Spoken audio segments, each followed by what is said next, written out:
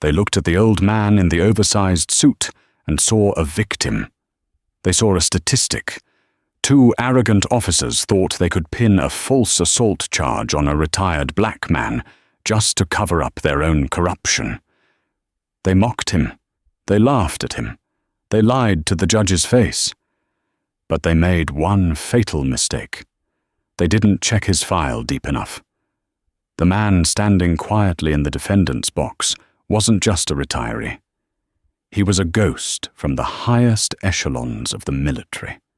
And when he finally reveals his true rank, the silence in that courtroom will be louder than any scream. This is the story of how arrogance met absolute power. The Superior Court of Fulton County. The air conditioning is humming, but the atmosphere is stiflingly hot. The gavel didn't bang, it slammed. It sounded like a gunshot in the heavy silence of courtroom 4B. "Order," Judge Beatrice Caldwell said, her voice sharp enough to cut glass. She peered over her spectacles, looking down at the defense table. "Mr. Sterling, you may proceed with your opening statement. And let's keep the theatrics to a minimum today. I have a migraine." District Attorney Mason Sterling stood up. He was a man who wore ambition like cheap cologne. His suit was tailored, his smile practiced, and his eyes completely devoid of warmth. He smoothed his tie and walked toward the jury box, his shoes clicking rhythmically on the hardwood. "Theatrics, Your Honor?" Sterling chuckled, turning to the jury. "No theatrics needed here. The facts are simple, brutal, and frankly, disappointing." He pointed a finger at the defendant's table. Sitting there was Elias Thorne. Elias was 68 years old, with grey, woolly hair cut close to his scalp and a posture that was almost too rigid. He wore a charcoal suit that looked slightly dated, the kind bought at a department store a decade ago and saved for funerals. His hands were folded on the table. He didn't look at the jury. He stared straight ahead, at the seal of the state hanging behind the judge. "That man," Sterling said, dropping his voice to a conspiratorial whisper, "assaulted a decorated officer of the law.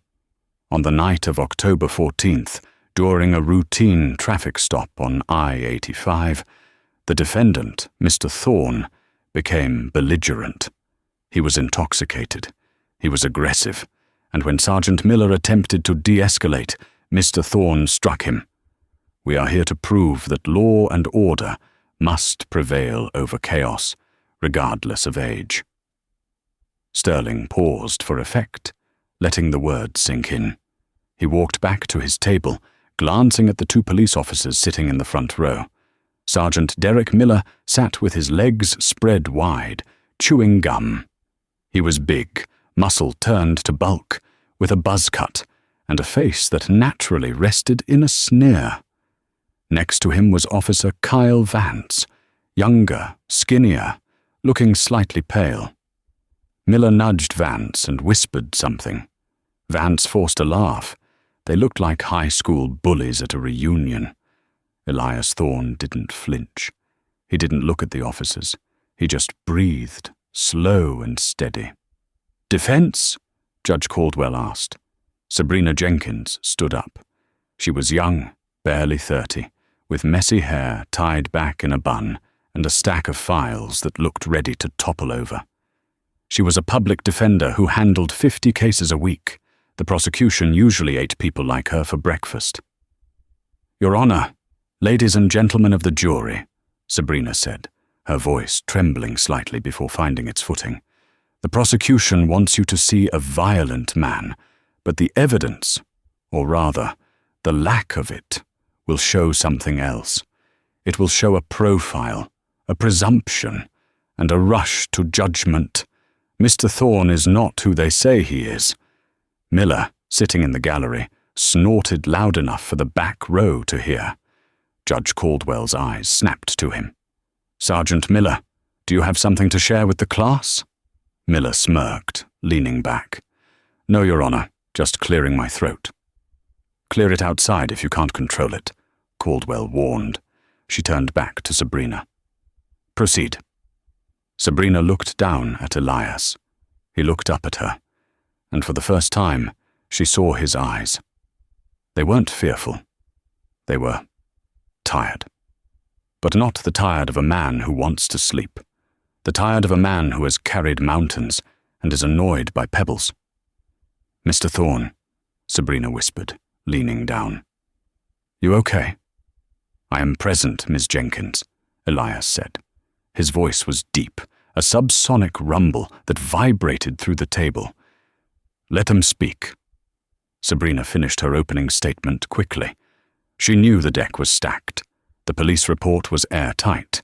The dashcam footage from the cruiser was conveniently corrupted due to a technical glitch, leaving only the officer's word against Elias's. And in this county, the badge usually won. Call your first witness, Judge Caldwell ordered. The state calls Sergeant Derek Miller, Sterling announced with a flourish. Miller stood up, adjusting his belt, the handcuffs and gun clinking against the wood of the bench. He walked to the stand with a swagger that suggested he owned the building. He swore in, placing a beefy hand on the Bible, and sat down, staring directly at Elias with a look of predatory amusement. This wasn't a trial to Miller. It was a victory lap. State your name and rank for the record, Sterling said, leaning against the podium.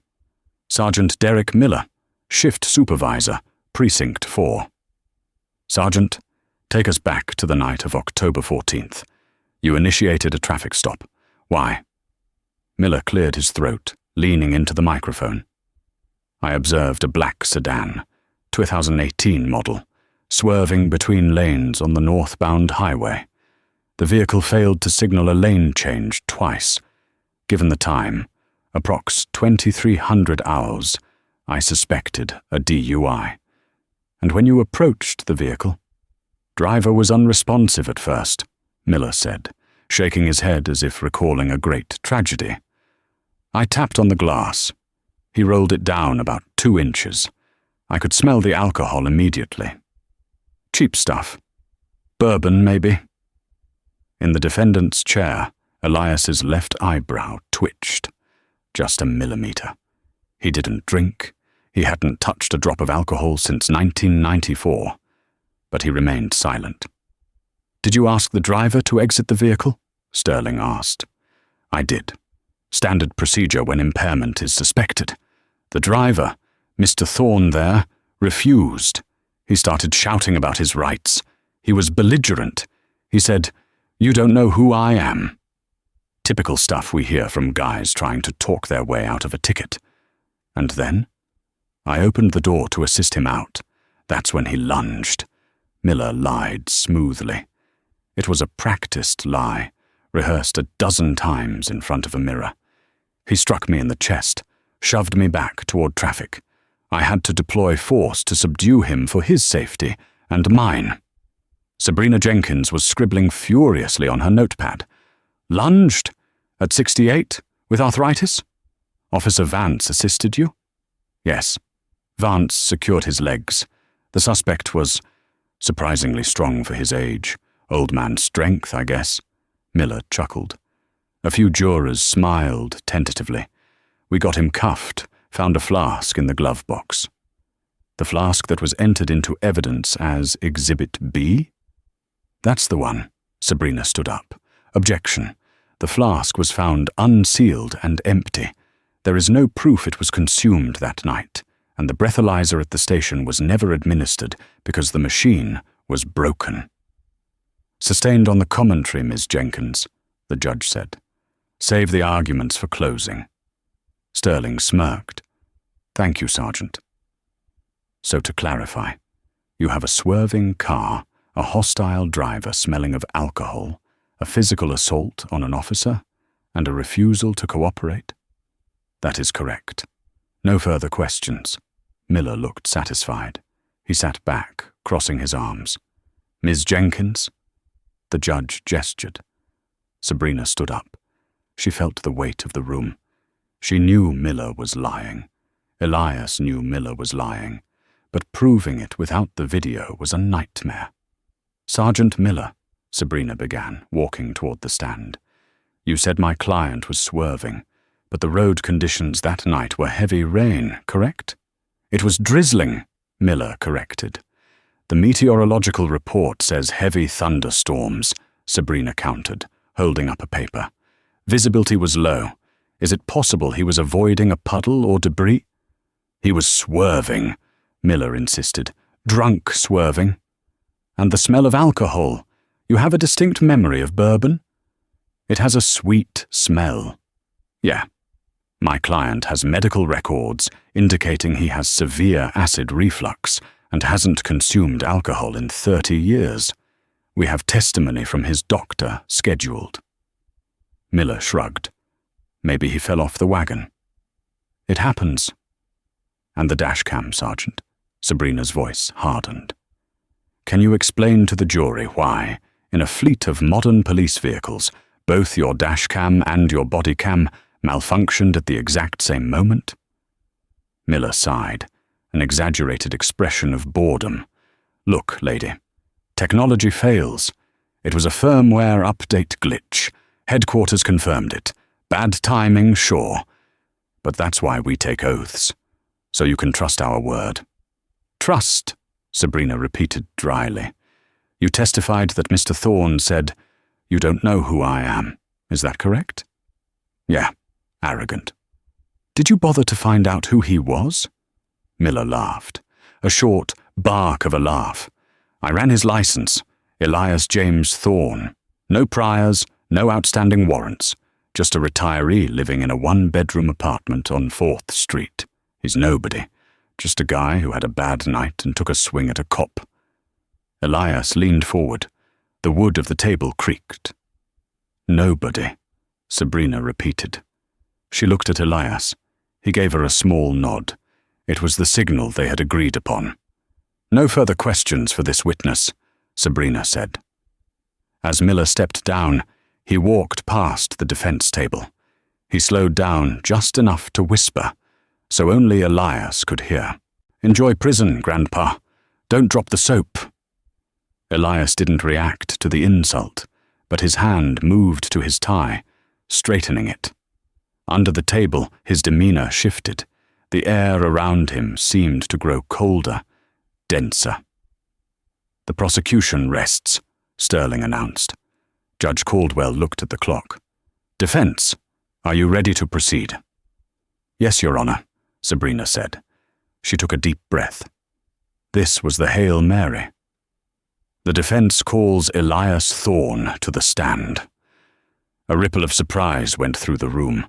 Defendants rarely took the stand. It opened them up to cross-examination. It was risky. Elias stood up.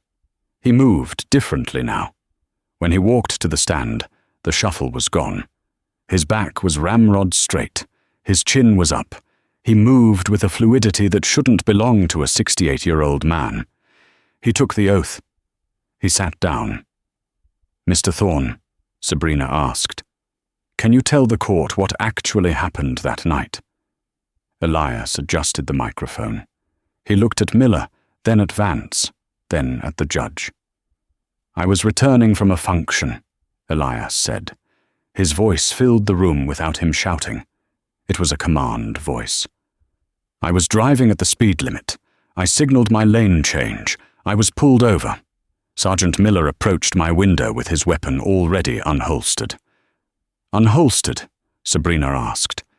"That's against protocol for a routine stop." "Indeed," Elias said calmly. "He did not ask for my license. He asked, 'Where did you steal this car, boy?'" The courtroom gasped quietly. Sterling jumped up. "Objection! Hearsay! Unsubstantiated!" "Overruled," Caldwell said, leaning forward. "Go on, Mr. Thorne." "I informed the sergeant that the vehicle was mine. He told me to get out. I complied. I kept my hands visible. He shoved me against the hood. He searched me. He found nothing. He became agitated. He told Officer Vance to check the glove box. Vance found a flask, an antique I keep as a memento from my father. It was empty. Miller said, 'It's full enough for a judge.' Miller's face turned red. He whispered something to Sterling. "Did you strike Sergeant Miller?" Sabrina asked. Elias looked at Miller, a cold, hard look. "If I had struck Sergeant Miller, he would not be sitting in that chair. He would be in the trauma ward of Grady Memorial Hospital." "Objection!" Sterling shouted, "threatening a witness." "It is not a threat," Elias said calmly. "It is a statement of capability." "And what is that supposed to mean?" Sterling snapped, forgetting himself and addressing the witness directly. "You're a retired janitor, Mr. Thorne. You worked at the precipice of poverty. You think you're some kind of tough guy?" Sabrina sat down. She let Sterling dig his own hole. "Mr. Sterling," Elias said, "you have my file, the file the police provided. It says I was a logistics coordinator for a supply company, retired 2015, correct?" "Yes." "A warehouse worker," Sterling scoffed. "And you accepted that file," Elias said. "You didn't look closer. You saw an old black man in a cheap car and you stopped looking." "I looked at the facts." "You looked at the cover," Elias corrected. "But you didn't open the book." Elias reached into the inside pocket of his jacket. "He's got a weapon!" Miller shouted, jumping up, hand reaching for his belt, forgetting he wasn't armed in court. The bailiff flinched. Elias slowly withdrew a small leather wallet. He didn't open it. He just placed it on the stand railing. "Your Honor," Elias said, turning to Judge Caldwell, "I would like to submit a piece of evidence that was omitted from the police report, or rather, inaccessible to them." "What is this?" Caldwell asked. "My identification," Elias said. "My actual identification." Sterling laughed. "We know who you are, Thorne." "Do you?" Elias asked. "Miss Jenkins, if you would." Sabrina stood up. She was holding a sealed manila envelope. "Your Honor, prior to this trial, I submitted a request to the Department of Defense regarding my client's service record. I received this via courier this morning. It is classified top secret, SCI, but they have provided a redacted version for the court." The room went dead silent. Sterling froze. Miller stopped chewing his gum. "Top secret?" The judge frowned. "Approach the bench." Sabrina walked up, handing the envelope to the judge. Sterling rushed up, looking over her shoulder. Judge Caldwell opened the envelope. She pulled out a single sheet of paper with a heavy red border. She read the first line. Her eyes went wide. She looked up at Elias Thorne. She looked back at the paper. Then she looked at Sergeant Miller with an expression that could curdle milk. "Mr. Sterling," the judge said, her voice dangerously quiet, "did you run a federal background check on the defendant?" We ran NCIC, Sterling stammered. "Standard protocol." "Standard protocol," the judge repeated. She held up the paper. "If you had done your job, you would have seen that the man you are accusing of being a drunken thug is—" She paused, reading the title. "Lieutenant General Elias Thorne, United States Special Operations Command. Retired. Decorations include the Silver Star, the Distinguished Service Cross, and 3 Purple Hearts." Silence. Absolute, suffocating silence. Officer Vance dropped his pen. It clattered loudly on the floor. Elias sat on the stand, his expression unchanged. He looked at Miller. "As I said, Sergeant," Elias said softly, "you didn't know who I was."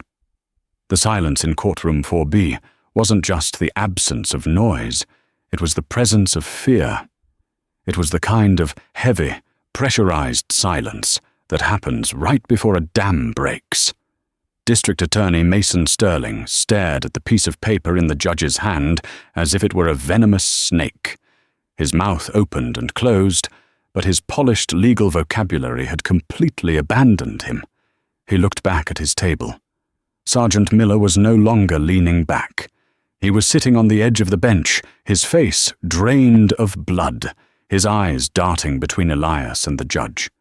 Officer Vance looked like he was about to be sick.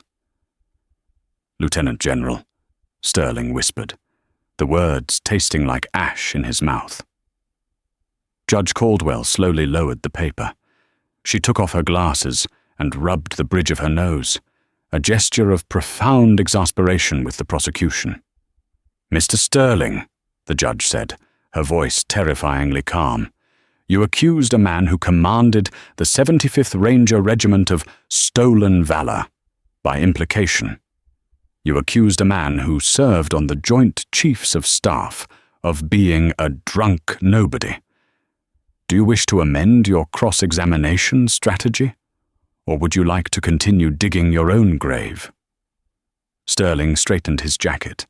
He was a survivor. He knew he was in a corner, but he also knew that rank didn't technically absolve a crime. If he could prove Elias was drunk and violent, the rank would just make it a tragic fall from grace. He could spin this, the fallen hero. Yes, that was the angle. "Your Honor," Sterling said, his voice regaining some of its oily confidence, "while Mr. Thorne's service is commendable, and we thank him for it, it does not place him above the law. A general can still drink and drive. A general can still assault an officer. The law applies equally to all." "Then treat him with the respect the law demands," Caldwell snapped. "Proceed with your questions, and Sterling. Tread carefully." Sterling walked back to the podium. He didn't strut this time. He stalked. "Mr. Thorne," Sterling began, deciding to drop the general title to minimize him. "Or do you prefer general?" "Mr. Thorne is fine," Elias said. His voice was steady, unbothered. "I do not wear my rank in civilian life unless necessary. Today it seems it became necessary." "Indeed," Sterling said. "You claim you weren't intoxicated. You claim you didn't assault Sergeant Miller. But let's look at the psychology here. You've seen combat, haven't you?" "I have." "You've seen terrible things, violent things." "I have done what was required for the security of this nation." Sterling gripped the podium. "Is it possible, Mr. Thorne, that during the stress of a traffic stop, lights flashing, shouting, rain, you experienced a flashback? Is it possible that your combat training kicked in and you struck Sergeant Miller, not out of malice, but out of a PTSD-induced reaction? It was a clever trap. If Elias admitted to it, he admitted to the assault." Elias looked at Sterling with a mixture of pity and steel. "Mr. Sterling, do you know what fire discipline is?" Sterling blinked. I am asking the questions." "It is the ability to hold one's fire until absolutely certain of the target and the necessity," Elias continued, ignoring the interruption. "It is the core of what I taught my men for 30 years. I do not react blindly. If I had perceived Sergeant Miller as a threat to my life, I would not have pushed him." "Oh?" Sterling raised an eyebrow. "What would you have done?" The courtroom leaned in. Even the stenographer stopped typing for a split second. Elias turned his head slowly to look at Sergeant Miller. The big cop shrank under the gaze. "If I viewed him as an enemy combatant," Elias said, his voice dropping an octave, becoming purely clinical, "I would have collapsed his trachea with a strike to the throat, or I would have dislocated his shoulder to incapacitate the arm holding the weapon. I would not have shoved him. A shove is a gesture of annoyance. A strike is a gesture of neutralization. Sergeant Miller is sitting there with no visible injuries. Therefore, I did not attack him." Sterling swallowed hard. The jury was wide-eyed. Elias hadn't sounded like a thug. He sounded like a surgeon describing a procedure. You admit you have the capability to kill, then?" Sterling stammered. "I admit I have the training to discern a threat from a nuisance," Elias corrected. Sergeant Miller was a nuisance. He was rude, he was aggressive, and he was unprofessional. But he was not a threat worth ending. You called a police officer a nuisance? When a police officer ignores the Constitution he swore to uphold, he becomes worse than a nuisance, Mr. Sterling. He becomes a liability. Objection! Sterling shouted, badgering being argumentative. Overruled, Caldwell said, barely hiding a smirk. You asked him to explain his mindset. He is explaining it. Sterling wiped sweat from his forehead. He needed to get off the violence. He needed to pivot back to the alcohol. The flask, Sterling said. Let's talk about the flask. You admitted it was yours. You admitted it was in the car. It was in the glove box, under a stack of manuals. Officer Vance said it was on the seat. Officer Vance, Elias said, shifting his gaze to the young officer, was doing what he was told by his superior. Are you accusing Officer Vance of lying? I am accusing Officer Vance of fear, Elias said gently. He is young. He is partnered with a senior officer who has a reputation for results. It is difficult for a private to correct a sergeant. It is difficult for a rookie to stop a bully.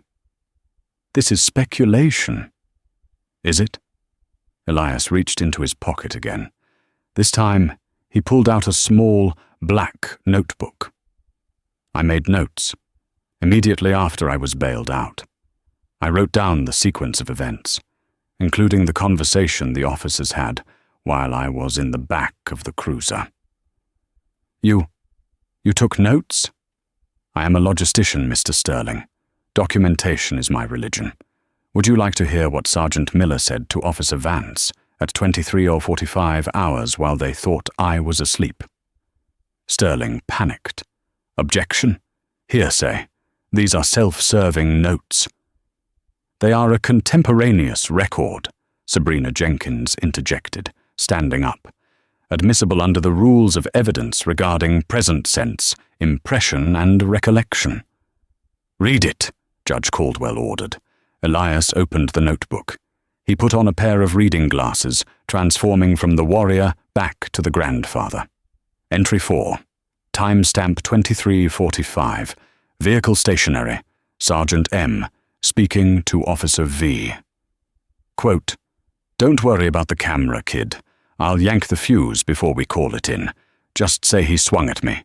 We need the overtime for the court appearance anyway. I got a boat payment coming up. End quote. The courtroom erupted. Liar! Miller shouted, jumping to his feet. He's lying. I never said that. Sit down, Sergeant. The bailiff moved toward Miller. He's making it up, Miller yelled, his face purple. Who believes a drunk old man over a decorated sergeant? I believe the man with the silver star, a juror whispered, loud enough for the mic to catch. Judge Caldwell banged her gavel. Sergeant Miller, one more outburst and I will hold you in contempt and have you placed in a holding cell. Mr. Sterling, control your witness. Sterling looked defeated. The drunk old man narrative was dead. The violent thug narrative was dead. Now, they were just fighting to stay out of jail themselves. No further questions, Sterling whispered. Redirect? The judge asked Sabrina. Just one, Your Honor. Sabrina stood up. She didn't need to do much. Elias had done the heavy lifting. Mr. Thorne, why didn't you tell them who you were that night? Why didn't you flash your military ID and stop this before it started? Elias took off his glasses. He looked at the jury. Because, Miss Jenkins, Elias said softly, the law shouldn't require a rank to work. If I have to be a general to be treated like a human being, then the system is broken. I wanted to see if Elias Thorne, the retiree, had the same rights as General Thorne. Sadly, I found my answer. He looked at Miller. And now I intend to fix the system. The lunch recess was a chaotic affair. The hallway outside courtroom 4B was buzzing. Reporters who had ignored the trial in the morning were now swarming the lobby, having heard the rumors. A general in handcuffs, a corrupt cop exposed. Inside the defense chamber, Sabrina Jenkins was pacing. "That was incredible," she said, looking at Elias. He was drinking a cup of tea, perfectly calm. "But they aren't done. Sterling is a political animal. He's going to call technical experts. He's going to try to prove your notes are fake, or that you're senile." "Let him try," Elias said. "What is our next asset?" "I have a surprise," Sabrina said, a mischievous glint in her eye. "While you were dismantling them on the stand, my investigator finally got a call back. You know that glitch in the dashcam?" "The firmware update?" Elias quoted dryly. "Right. Well, it turns out the manufacturer of those cameras, Axon Tech, keeps a cloud log of all error codes. If a camera malfunctions, it sends a ping. If it's manually disconnected, it sends a different ping." Elias smiled. It was a terrifyingly cold smile. "Excellent." When court reconvened, the atmosphere had shifted from tension to anticipation. The jury looked hungry. They realized they were watching a predator play with its food. "Defense, call your next witness," Judge Caldwell said. "The defense calls Dr. Aris Thorne," Sabrina announced. Sterling's head snapped up. "Thorne?" A woman walked into the courtroom. She was tall, sharp, wearing a power suit that cost more than Sterling's car. She carried a laptop bag. She looked like Elias, but with softer edges and fierce, intelligent eyes. "State your name and occupation," Sabrina said. "Dr. Aris Thorne. I am a senior systems architect for cybersecurity at the Pentagon. And yes, I am the defendant's daughter." Sterling stood up. "Objection. Conflict of interest. She's family." "She is an expert witness," Sabrina countered. "We have submitted her credentials. She holds 3 PhDs in computer engineering and data forensics. Unless Mr. Sterling has a witness more qualified than the head of cybersecurity for the Department of Defense, I suggest he sit down." The judge waved Sterling down. "Proceed." "Dr. Thorne," Sabrina said, "have you reviewed the technical logs from Sergeant Miller's patrol car? The logs that the prosecution claimed were corrupted?" "I have," Aris said. She opened her laptop and connected it to the court projector. The prosecution provided the raw data files during discovery, assuming they were unreadable. However, unreadable to a standard IT tech and unreadable to me are two different things. A chart appeared on the screen. It showed a timeline. "This is the system log for Cruiser 404, Aris explained, pointing to the screen. "At 23:05, the camera is recording. The system is healthy.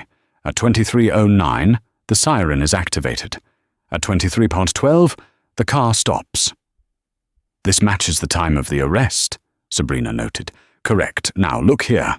Aris pointed to a red bar at 23:14.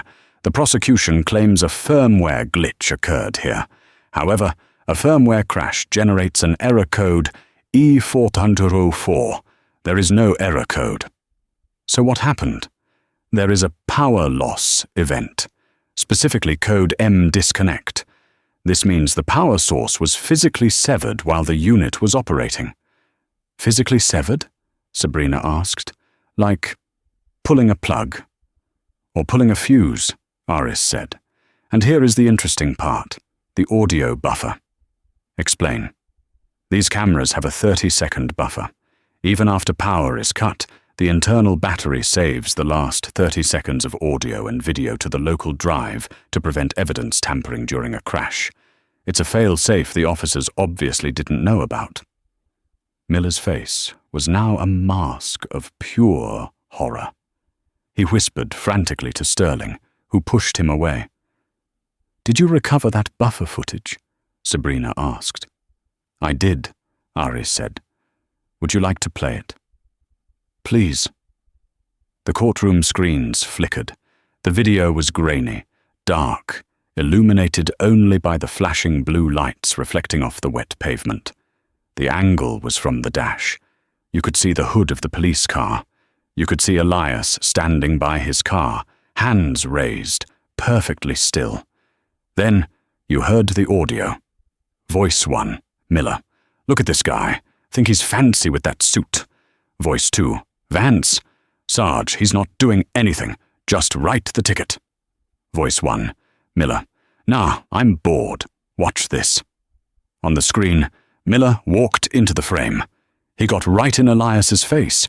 He shouted something unintelligible. Elias didn't move. Then Miller shoved Elias. Hard. Elias stumbled back against his car but caught his balance. He didn't strike back. Miller. Stop resisting. Stop resisting. Elias. I am not resisting, officer. Miller. Vance, get him. He struck me. The video showed Miller grabbing his own radio, panting into it, as if he'd run a marathon, while Elias stood calmly, hands still visible. Then the video cut to black. The battery died there, Aris said. But I think that's enough. The courtroom was so quiet you could hear the hum of the projector fan. Sabrina Jenkins turned to the jury. Sergeant Miller testified under oath that my client lunged at him. The video proves Sergeant Miller attacked my client because he was bored. This wasn't an arrest, ladies and gentlemen. It was a hunting trip. Judge Caldwell looked at Sterling. Mr. Sterling, do you have any cross-examination for Dr. Thorne, or would you prefer to start drafting the perjury indictments for your witnesses? Sterling stood up. He looked at Miller, then at the judge. He was a rat leaving a sinking ship. The state has no questions for this witness, Your Honor. Good, Caldwell said. She turned her gaze to the defense table. Does the defense rest? Not yet, Your Honor, Sabrina said. She turned to look at the back of the room. We have one more witness, one who was too afraid to come forward until he found out the victim was a general. The doors opened. A young man, maybe 20, walked in. He was wearing a fast food uniform. He looked terrified. Who is this? The judge asked. This is Jamal Davis, Sabrina said. He was the shift manager at the Burger King, across the street from the traffic stop. He saw everything, and he saw what happened after the camera cut out. Miller made a noise in his throat, like a dying animal. Mr. Davis, Sabrina said, as the boy took the stand. Don't be afraid, just tell the truth. What did you see? Jamal gripped the railing. I was taking the trash out. I saw the cops pull the old man over. The big cop. He was laughing. I heard him laughing. What happened after they cuffed Mr. Thorne? Jamal looked at Miller, then quickly looked away. They threw him in the back, then the big one. He opened the trunk of the old man's car. He started throwing stuff around. He found a cane, a walking cane. Elias nodded. It was his ceremonial cane, a gift from the British SAS. What did he do with the cane? Sabrina asked. He broke it, Jamal whispered. He snapped it over his knee, and he said, What did he say, Jamal? He said, Oops, guess he slipped. Then he threw the pieces into the ditch by the side of the road. Sabrina walked to the evidence table and picked up a plastic bag she had entered earlier, but hadn't explained. Inside were 2 pieces of polished mahogany with a silver handle. We recovered this from the ditch yesterday, based on Mr. Davis's tip, Sabrina said. She held it up. This cane is inscribed, To General Thorne, for walking softly but carrying a big stick. She slammed the bag down on the table. Destruction of property, perjury, assault, false imprisonment, conspiracy. Sabrina listed the crimes, ticking them off on her fingers. She turned to the jury, her eyes blazing. They didn't just bully a man. They tried to break a hero. And when they realized they couldn't break him, they tried to bury him. She turned to Miller. But you can't bury a seed, Sergeant. It just grows. The air in the courtroom was no longer hot. It was electric. The testimony of Jamal Davis and the physical evidence of the broken cane had shattered the prosecution's case. But Sabrina Jenkins wasn't done. She didn't just want an acquittal. She wanted a demolition. She looked at the prosecution table. Sergeant Miller was staring at the table surface, his jaw clenched so hard a vein throbbed in his temple. Officer Vance, however, looked like he was hyperventilating. He was the crack in the foundation. "Your Honor," Sabrina said, her voice cutting through the murmurs. In light of the new evidence, specifically the witness testimony regarding the destruction of property and the dashcam footage proving the officers falsified their reports, I would like to recall Officer Kyle Vance to the stand. Sterling stood up halfway, looking like he wanted to object, but he slumped back down. He knew it was over. He was already calculating how to distance himself from Miller. "Officer Vance," Judge Caldwell said, her voice devoid of patience, "take the stand. You are still under oath. And I remind you, officer, that perjury is a felony punishable by up to 10 years in prison. Think very carefully about your answers." Vance walked to the stand. He looked like a ghost. He sat down, his hands shaking visibly. "Officer Vance," Sabrina began, standing right in front of him. She didn't use an aggressive tone. She used a motherly, almost sympathetic tone. It was a psychological tactic. "You joined the force 2 years ago, correct?" "Yes, ma'am," Vance whispered. "Why? Why did you want to be a police officer?" Vance blinked, surprised by the question. I wanted to help people. My dad was a cop." "You wanted to help people?" Sabrina repeated. "Do you feel like you helped Elias Thorne on the night of October 14th? Vance looked down. "No, ma'am." "Officer Vance, look at me." Sabrina waited until he raised his eyes. "I know how the chain of command works. I know Sergeant Miller is your superior. I know the pressure to back the blue. But right now, you are standing on a cliff. Sergeant Miller is already over the edge. The question is, are you going to hold his hand and fall with him, or are you going to step back?" "Objection!" Miller roared from the table. "She's intimidating the witness!" "Sit down, Miller!" Judge Caldwell shouted, slamming the gavel. "One more word and you are in cuffs." Sabrina didn't flinch. She kept her eyes on Vance. "Officer Vance, the dashcam shows Miller shoving Mr. Thorne. It shows you standing by. The witness saw Miller break the cane. Did you see Sergeant Miller break Mr. Thorne's cane?" Vance swallowed hard. He looked at Miller. Miller's eyes were wide, pleading, threatening. Then Vance looked at Elias Thorne. The general was watching him, not with anger, but with expectation. It was the look of a commander waiting for a soldier to do the right thing. Vance took a shaky breath. "Yes." The courtroom gasped. "Yes, what?" Sabrina pressed. "Yes, he broke it," Vance said, his voice cracking. Tears welled up in his eyes. "He snapped it. He laughed. He told me that these people need to learn their place." "And the report?" Sabrina asked softly. "The report that said Mr. Thorne lunged?" "Miller wrote it," Vance sobbed. "He told me to sign it. He said if I didn't, he'd write me up for insubordination. He said rookies who don't play ball don't make it to their 3rd year." "So the assault charge is a fabrication. It's all a lie," Vance cried, burying his face in his hands. "It's all a lie. The old man, Mr. Thorne, he never touched us.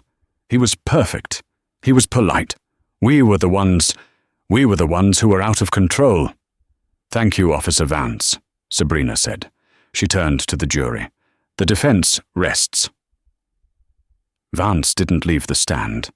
He just sat there, weeping. It was a pitiful sight.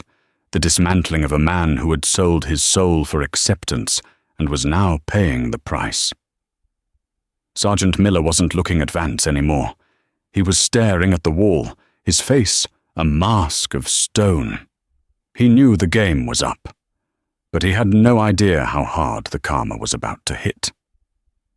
"Mr. Sterling," Judge Caldwell said, "do you have a closing statement?"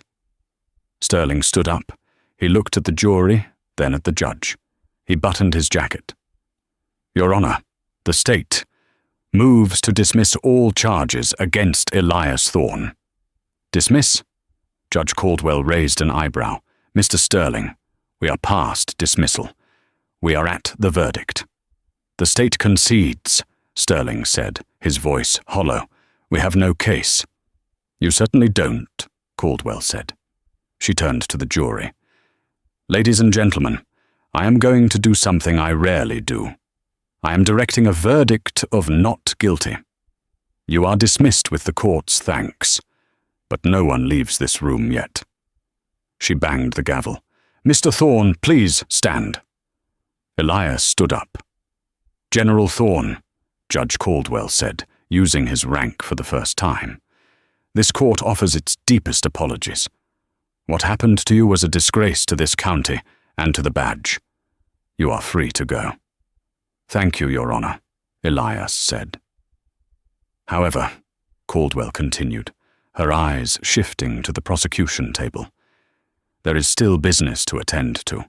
Bailiff, secure the doors." 2 deputies moved to the back doors, blocking the exit. "Sergeant Derek Miller, stand up," Caldwell ordered. Miller stood up slowly. He looked like a cornered animal. "Sergeant Miller, based on the sworn testimony and video evidence presented in this court, I am finding you in direct criminal contempt," Caldwell announced. "But that is just the appetizer." She turned to the district attorney. "Mr. Sterling, unless you want me to report you to the Bar Association for prosecutorial misconduct, you will do your job right now." Sterling nodded vigorously. He turned to Miller. "Derek Miller, you are under arrest." "What?" Miller shouted. "You can't do this. I'm a cop." "Not anymore," Sterling said. He signaled the bailiffs. "Cuff him." The 2 bailiffs, men Miller had worked with for years, walked over. They didn't look happy, but they didn't hesitate. They pulled Miller's arms behind his back. "Get your hands off me," Miller struggled. "I have rights. This is a setup. That old man is a liar." "That old man," Elias said, speaking up for the first time since his testimony. The room fell silent. Elias walked out from behind the defense table. He walked until he was 3 feet away from Miller. Elias looked at the handcuffs on Miller's wrists. "That old man," Elias said quietly, "spent 40 years fighting for the rights you just tried to hide behind. You disgraced your uniform, Sergeant. You disgraced your oath. And worst of all, you underestimated your opponent." Miller spat at Elias's feet. "Go to hell." Elias didn't flinch. He just looked at the bailiffs. "Take him away." As they dragged Miller out, kicking and screaming, the courtroom erupted in applause. It wasn't polite applause. It was the raucous, emotional cheering of a community that had seen injustice defeated. Judge Caldwell looked at Vance, who was still sitting on the witness stand, terrified. "Officer Vance," the judge said, "you told the truth. Eventually. That saves you from prison today. But you are stripped of your badge pending an internal affairs investigation. Get out of my sight." Vance nodded, fleeing the courtroom. Elias turned to Sabrina Jenkins. He extended his hand. "Good work, counselor," he said. Sabrina smiled, tears in her eyes. "It was an honor, General." The words "not guilty" hung in the air of Courtroom 4B, but they were not the end of the story. They were merely the signal for the real reckoning to begin. While the jury was dismissed with the court's profound gratitude, Judge Caldwell did not rise from her bench. Her gaze, usually impartial and measured, had hardened into something resembling the tip of a spear. She fixed her eyes on the prosecution table, where District Attorney Sterling was frantically stuffing papers into his briefcase, attempting a tactical retreat. "Mr. Sterling," Judge Caldwell's voice stopped him dead in his tracks. "If you leave this courtroom, I will issue a warrant for your arrest for obstruction of justice. Sit down." Sterling collapsed into his chair. Beside him, Sergeant Miller was breathing heavily, sweat beading on his forehead. The arrogance that had defined him, the gum-chewing, the sneering, the confident bullying, had evaporated. In its place was the primal fear of a man watching the walls close in. "Bailiff," Caldwell ordered, her voice echoing off the mahogany walls. "Secure the defendant, and by defendant, I am no longer referring to General Thorne." Two bailiffs, men who had known Miller for years, stepped forward. They didn't look at him with camaraderie anymore. They looked at him with disgust. They unclipped the handcuffs from their belts, the heavy metallic sound ringing out in the silent room. "Stand up, Derek," one of the bailiffs said, his voice low and cold. "You can't do this," Miller stammered, his voice rising in panic. "I'm a sergeant. I have qualified immunity. This is a mistake." "The mistake," Elias Thorne said, stepping out from the defense table, "was thinking your badge gave you the right to be a tyrant." Elias stood tall, his presence filling the room. He walked over to where Miller was being restrained. He looked down at the man who had shoved him, mocked him, and tried to ruin his life. "I spent 40 years fighting enemies who wanted to destroy this country," Elias said, his voice calm but devastatingly heavy. "But you are the most dangerous kind of enemy, Miller, because you hide among the protectors." Miller lunged, spitting a curse, but the bailiff slammed him onto the table, wrenching his arms behind his back. The click of the cuffs securing his wrists was the sweetest sound the gallery had ever heard. Judge Caldwell looked down at the scene. "Derek Miller, you are remanded to custody, without bail, pending trial for perjury, falsification of evidence, assault, and deprivation of civil rights under color of law. And Mr. Sterling, the Bar Association is already on the phone." As Miller was dragged out the side door, screaming about unfairness, the courtroom erupted, not in cheers, but in a thunderous applause of validation. The wheels of justice, usually slow, moved with terrifying speed when the honor of the system was at stake. Miller's trial was short. His defense was non-existent. The blue wall of silence that usually protected officers had crumbled the moment Elias's service record was revealed. No one wanted to be seen defending the man who bullied a war hero. The sentencing hearing was a media circus. When Judge Caldwell read the sentence, the room held its breath.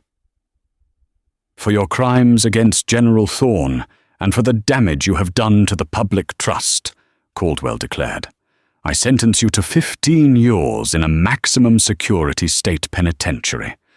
You are stripped of your rank, your pension is forfeited to pay legal restitution, and you are permanently barred from holding public office." Miller wept. He was led away, a broken man who would soon learn that inside prison, a former cop with a bullying streak is the lowest rung of the food chain.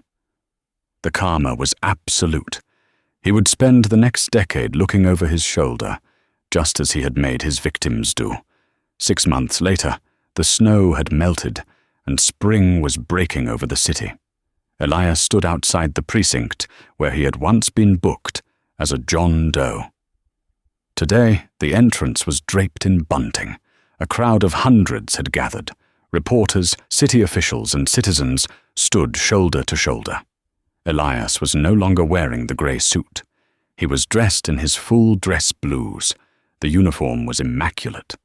The 4 stars on his shoulders caught the sunlight. His chest was heavy with the ribbons of campaigns from Vietnam to the Middle East. He leaned on a new cane, this one hand-carved ebony with a silver lion's head handle, a gift from the governor. Beside him stood Jamal Davis. The young fast food worker who had testified was no longer wearing a grease-stained uniform. He wore a crisp blazer and a backpack. Elias stepped to the podium. The crowd went silent. "They asked me if I wanted revenge," Elias began, his voice booming without a microphone. "I told them no. Revenge is for the petty. I wanted change." He gestured to the new plaque on the precinct wall.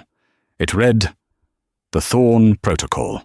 Accountability, integrity, service." Because of this trial, this state has passed mandatory body cam laws that cannot be overridden by the user, Elias continued. Because of this trial, independent review boards will now investigate every claim of force. But laws are just paper. It is people who matter. He put a hand on Jamal's shoulder. This young man risked his safety to tell the truth, and because he stood up, I am standing here. That is why I am announcing the General Elias Thorne Scholarship. Jamal Davis is our first recipient.